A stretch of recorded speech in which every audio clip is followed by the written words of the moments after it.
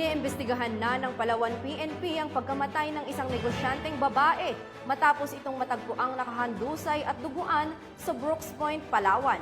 Alamin ang buong detalye ng report kay Patrolwoman Eloisa Beredo.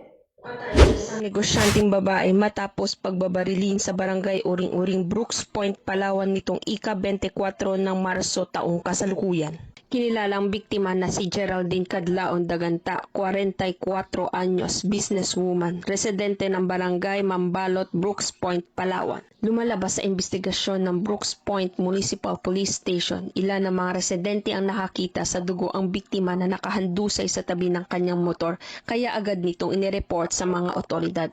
Nakuha sa lugar ng pinangyarihan ng pamamaril ang isang unit ng Yamaha Sniper kulay asul at 5 bisyo ng bala mula sa kalibre 45 na baril. Matapos nito, agad itinakbo ang biktima sa Southern Palawan Provincial Hospital, Brooks Point. Subalit, dineklara na itong dead on arrival ng sumuring doktor dahil sa tama ng bala sa bahaging ulo nito. Samantalang ipinadala na sa forensic unit para sa ballistic examination ang mga basyo ng mga bala na nakuha sa pinangyarihang krimen. Ang trahedya na naganap sa Brooks Point, Palawan kung saan pinaslang si Geraldine Cadlaon Daganta, isang negosyanteng babae, ay lubos na nakakabahala. Ang malalim na investigasyon ng mga otoridad ay mahalaga upang matukoy ang mga sospek at mabigyan ng hustisya ang pagkamatay ni Daganta.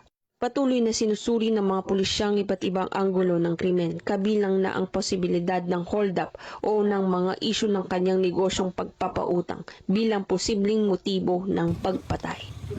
Mula dito sa Calapan City, Oriental Mindoro, ako ang iyong PNN correspondent, Patrolwoman Eloisa Joy B. Beredo. Alagad ng batas, tagataguyod ng balita. Maraming salamat, Patrolwoman Beredo.